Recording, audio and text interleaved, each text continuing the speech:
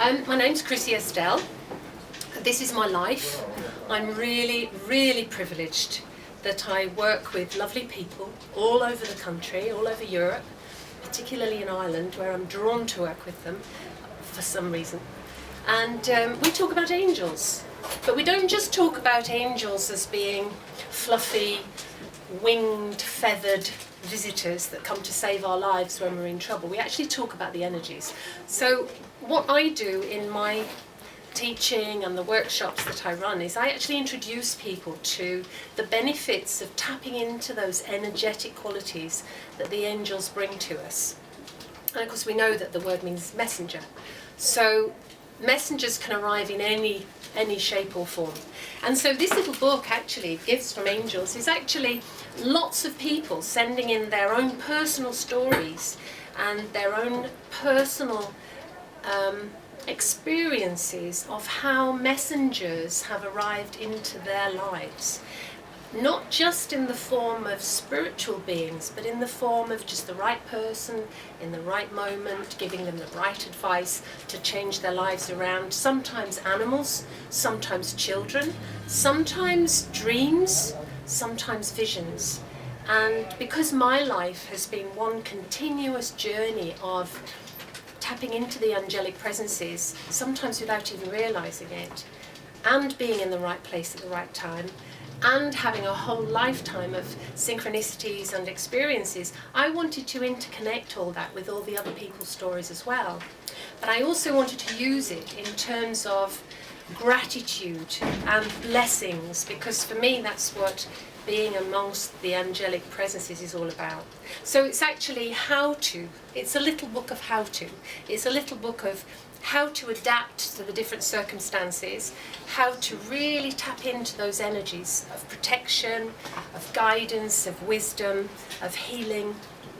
And so each section in this book is illustrated with aspects of my life, but also aspects of how other people, ordinary people, having extraordinary experiences, have been able to relate that to perhaps this is extraordinary, this is supernatural, this is divine.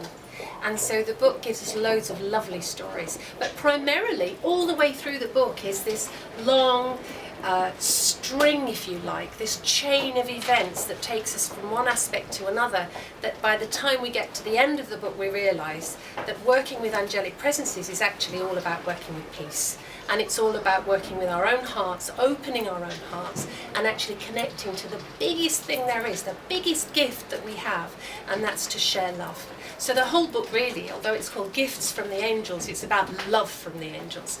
And it's helping us from maybe a single mum who's been badly abused, who doesn't know how to get out of a relationship, to people who've been very badly injured in an accident, to a young boy who was lost, who had a difficult mental condition and got lost and found his way to my house in a very, very, very quiet area in rural Essex, right all the way through visions and appearances, animals that people find, a tortoise in a field in Essex, you know, little things that people have seen as signs and indications that the angels are working with them. And it all happens when you begin to raise your own consciousness, as everybody here knows. Once you start to realise that your own awareness is developing, then you can start feeling or seeing or hearing or being in the presence of these wonderful beings that we actually call angels.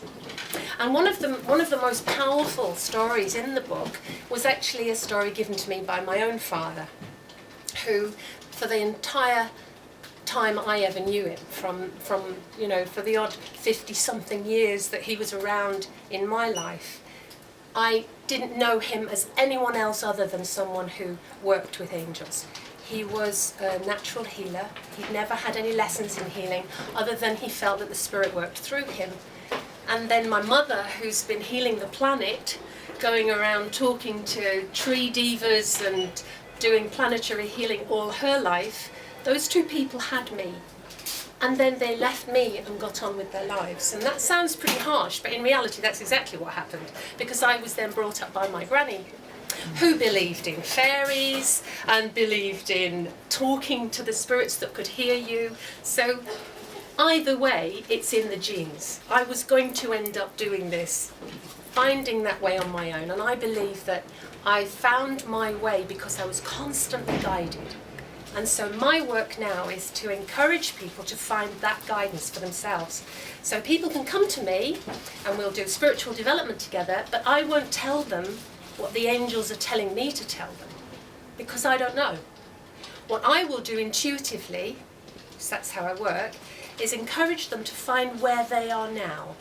So we'll look at where have you come from, where would you like to get to, let's map out where you are spiritually in your own spiritual life, and then let's see if we can build on that through meditation skills or through whatever, to find your way, guiding you to work with your angels or your guides or your messengers yourself. So it's an empowering process. It's not me taking the role of the teacher or the priest or the whoever who will bring that message for you. It's actually encouraging you to do that for yourself. That's my role. I call myself the little match girl. I light the pilot light, and then you go away and you turn it up, or you turn it down, or you blow it out. You do what you like.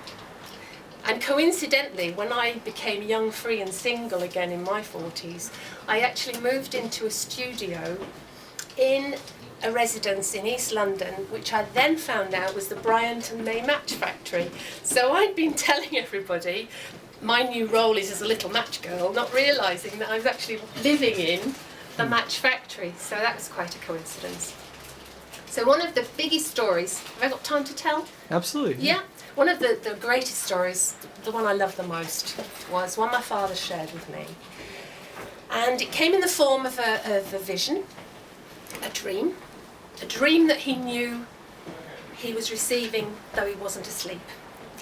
And he was shown, he woke up, he sat bolt upright in his little room, and he was shown a vision in sepia. And he knew it was taking him back in time. And it was a great battle. Horses were lying, people were lying dead, lots of people being killed. He knew it was an old battle, he didn't know when it was. That was it, he waited for the next one, because in my father's visions everything always appeared in threes. Then came the next vision. The next vision was the First World War, so it was modern, in modern times. And he saw soldiers all marching back from somewhere, carrying their wounded, supporting their wounded, dishevelled, but they were all singing, they were all marching in step, and they were all singing, "It's a long way to Tipperary." But intuitively he knew that they weren't talking about a town somewhere.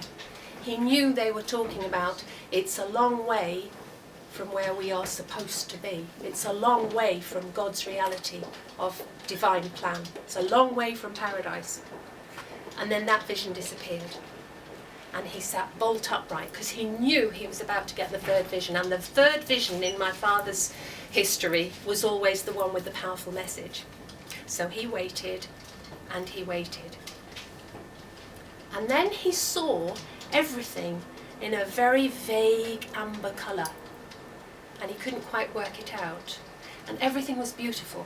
He saw his mountains where he lived in the Lake District. He saw the lakes, he saw the trees. But there were no clouds, just an amber sky. And he suddenly realised there was complete silence. No birds, no people, not a sound. And he knew he was being shown a vision of a possible future. And he realised something disastrous had happened. There was no life, just nature, but no birds, no life. And then he saw in his room what appeared to be snow. It started snowing in his room. And he was absolutely amazed, and he looked at the snowflakes and he realised they weren't snowflakes at all. They were all tiny pieces of paper. Suddenly he could read them all at the same time. And every piece of paper said, "Love one another as I have loved you." And he suddenly sat on the edge of his bed, because in the corner of the room was a being singing to him. And he said that this was an angel. And the angel started singing a song, which to us now wouldn't mean anything, because it was a song that was very popular in the 30s. And the song was about, at last we have found what we've been looking for. At last we found love. And he heard the song being sung 3 times. He got up, he got dressed, he researched, he looked through all his books. Where could he find this song? Where could he find the lyrics to this song? Because he knew that contained the answer to what he'd been told. So he took himself to the offices of the BBC in Carlisle, and a very helpful young man went off into the archives, and he came back and he said, "Well, mister, you're very lucky." He said, "I found 3 copies of this song. It was actually recorded by 3 different tenors. 3, 3, 3 again, everything in 3s. So he was given a tape with all 3 of those recordings of that song, which I have. Nobody plays tapes anymore. So I've tried to put those onto something that people can understand, and so it's in the book. But the whole message that he was being told was the urgency. And the urgency of the angel's message was, you have to love one another. You have to love one another, because this future is a possibility that can be changed. And we all know, through looking at our own personal astrology, we know where we are, we know what the possibilities are, and then we have choice. So working with angels is actually working with choices. It's about working whether you want to listen to them. It's about looking at whether you want to become part of this whole surge forward in time to heal our planet, to heal ourselves, to heal one another. It's about whether we want to be a protective force by working with the angels powerfully. It's about whether we want to just be a loving presence. All of these things.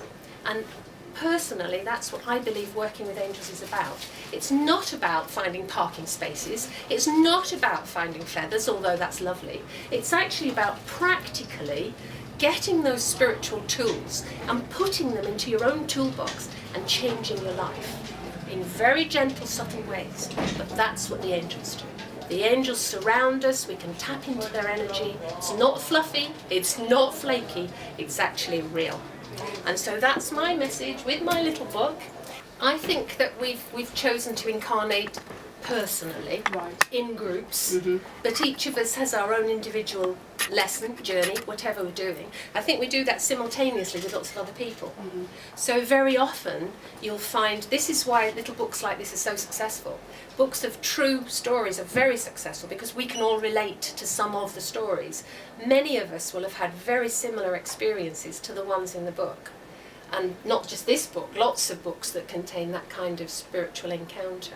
And I do think we are tapping into something at the same time. So many people that come to workshops will say, oh, well, I feel Michael around me all the time, or I know I'm working with Archangel Raphael because I can feel that energy when I'm giving Reiki or healing or whatever.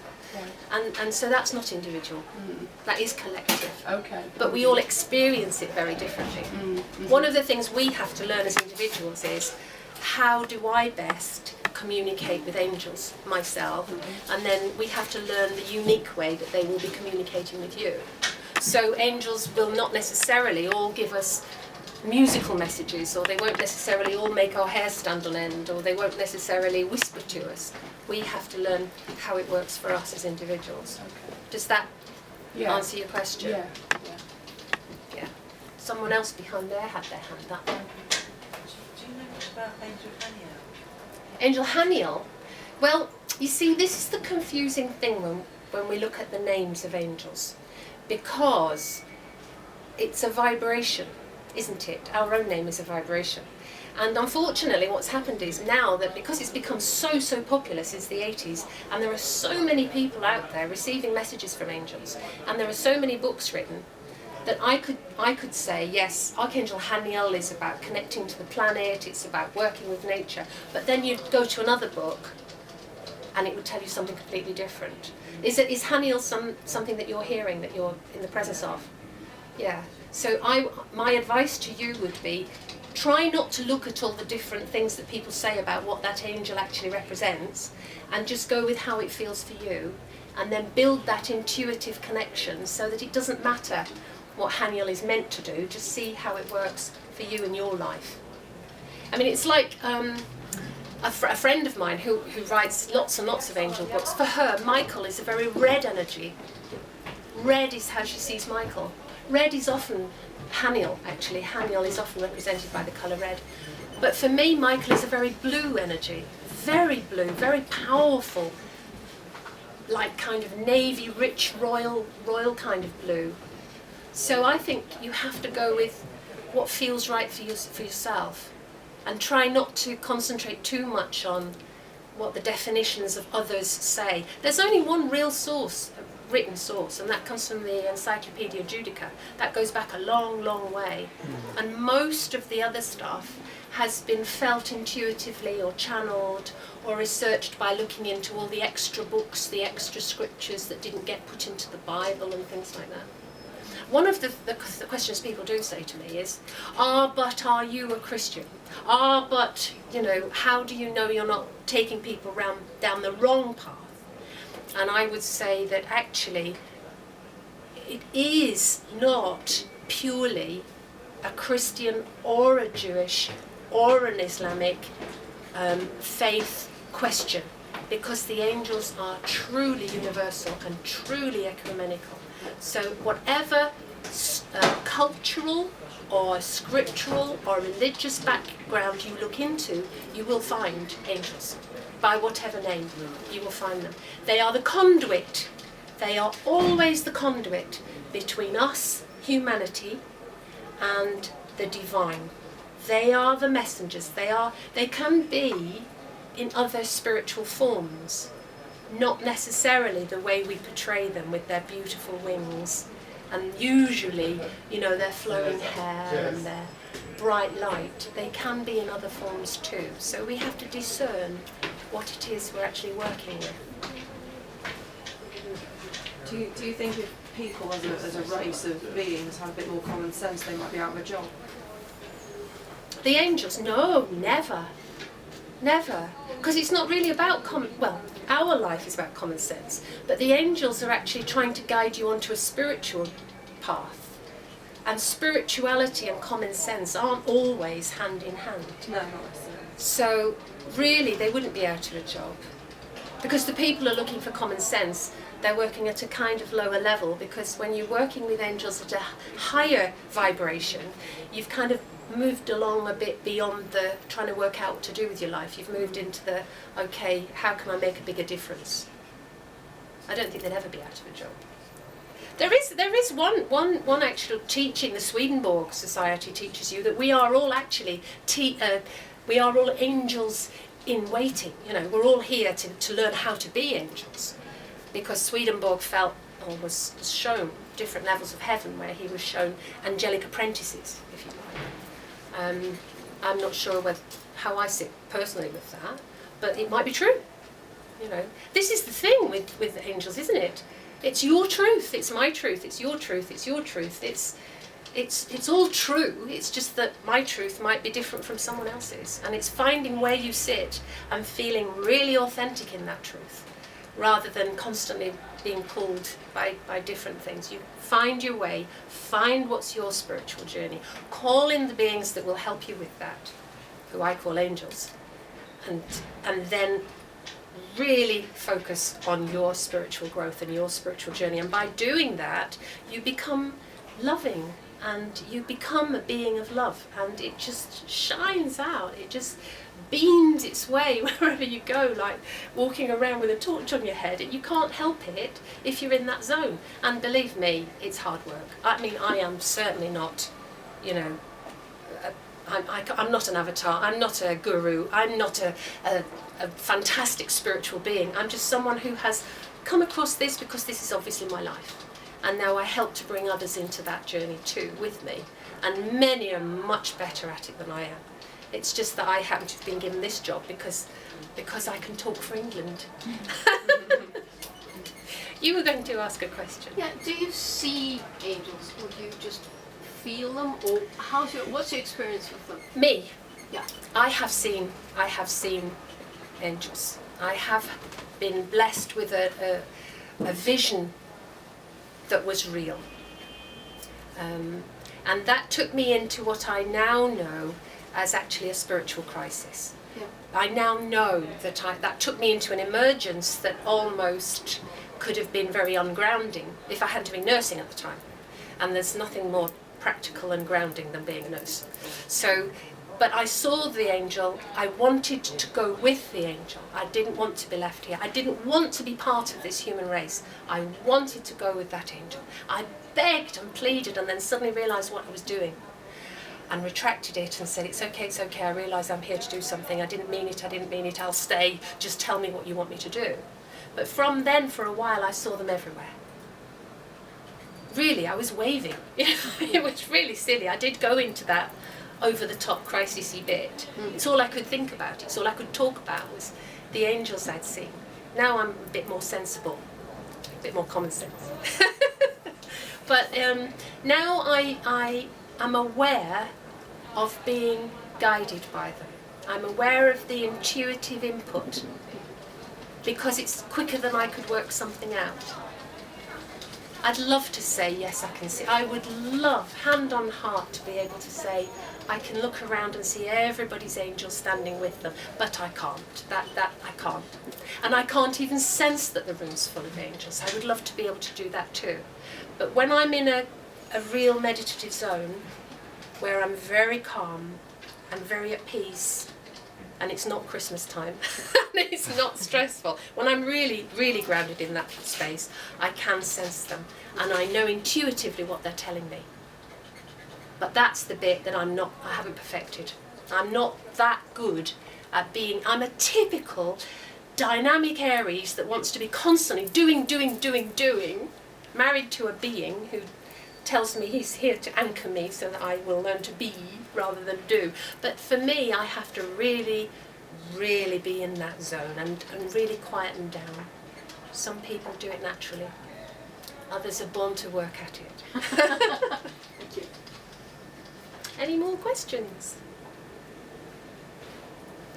Yeah, I guess if you can talk more about the idea of the conduit. Yes. Because I think what I've always thought in terms of the divine is that it's good to try and access the divine or God, just directly. Yep. And so I guess I came later to the idea of angels because it's like, well, why would you need them? Yeah. Yeah, totally. Why would you need them? Yeah. I mean, if you can communicate direct. But seriously, you're driving along and you're having a conversation with somebody. Who are you talking to? You're getting answers. Is it an angel? Is it God? Neil Donald Walsh would certainly say, it's God. If you speak to somebody who's gone into the priesthood, they would say, it's God. So there is always this question of, do you actually need to talk to angels? The answer is yes, some people really do.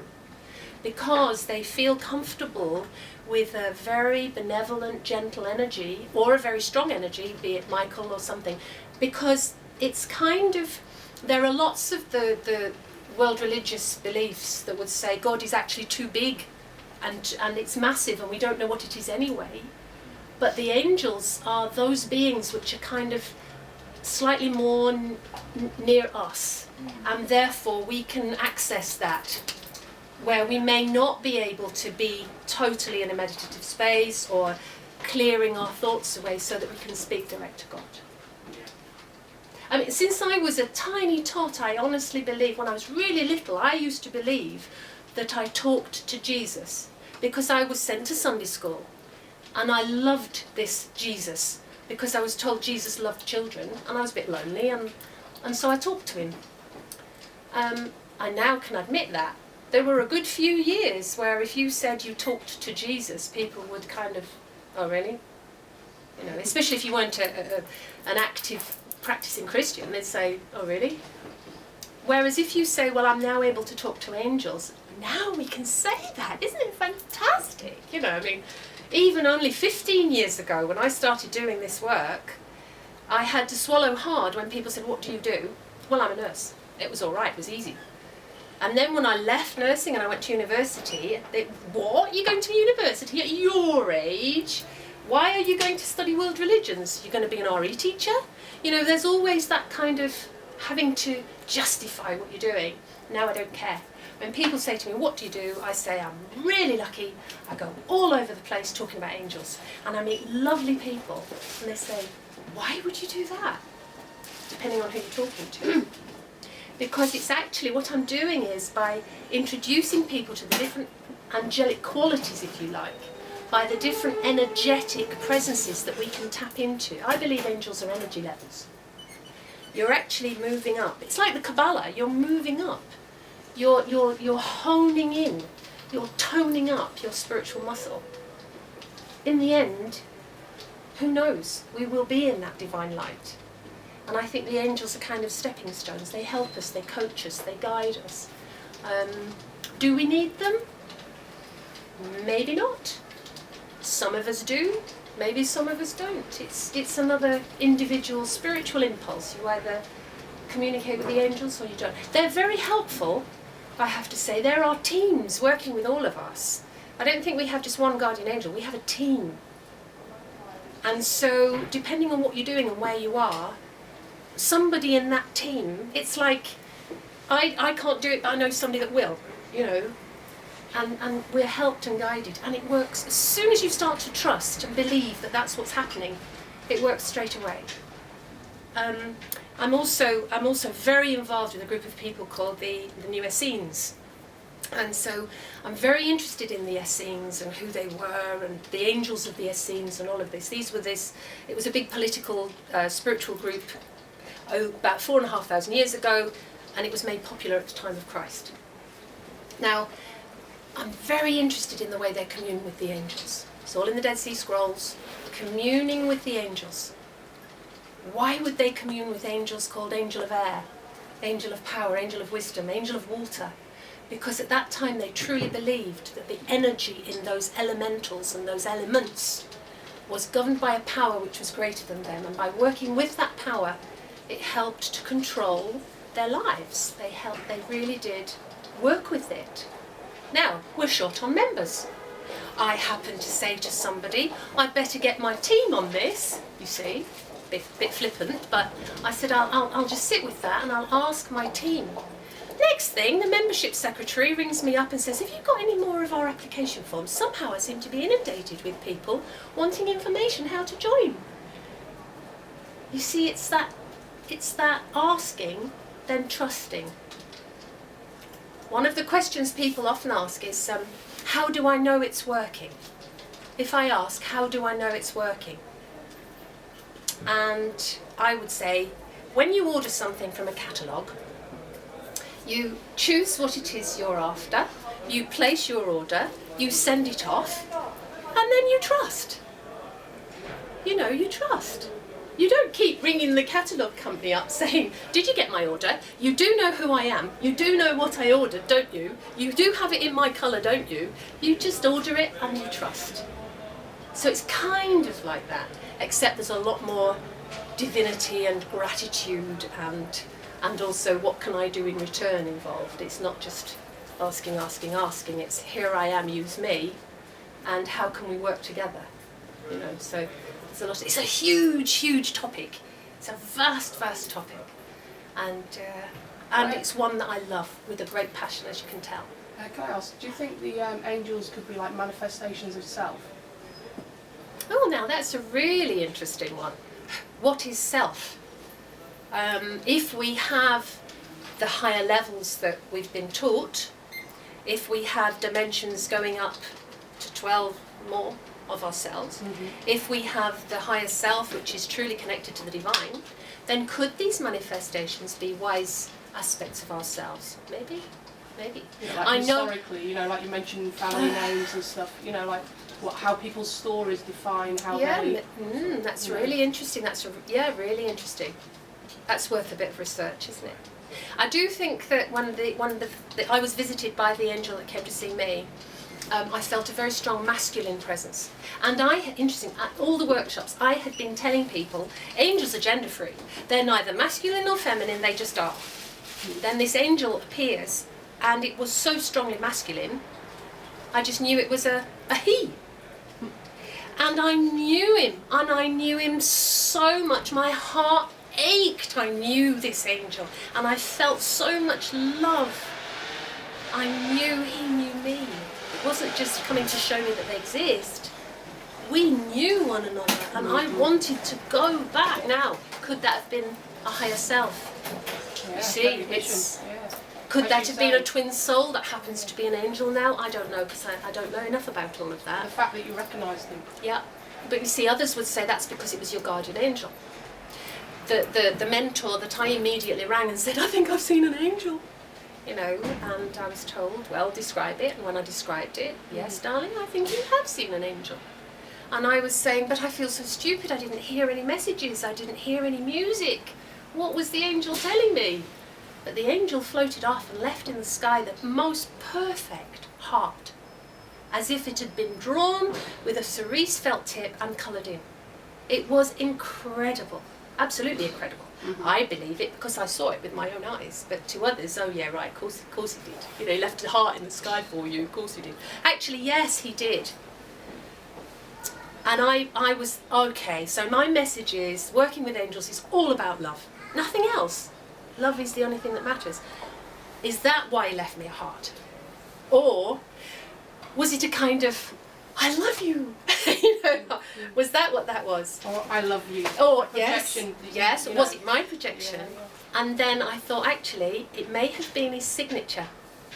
Because I had been working with self-esteem and sharing and learning to love, learning to share that love, working with people who are dying in palliative care, working with people in hospice work. You're working with relatives who don't want people to go. Yeah. And so you're trying very hard to help them to release, well, at a spiritual level you are, at a nursing level you don't say those things, but you're actually trying very hard to help them to love that loved one so much that you will allow them to go in peace. Obviously you've seen people pass on. Yes. Have you ever seen anything Seen like, the soul leaving. not really, but the love that the family have for the person that's passed Tangibly. on. What happens to that? I don't know. I don't know either. But you know, wherever there is a group of people that have so much love, some say another angel is created. Okay. So that might answer your question. Right. And you know this whole thing of team spirit, for example. People might not believe in angels or they might not have any form of spiritual belief, but by forming together and creating something, they are forming a team spirit. And that is what an angel is. Yeah.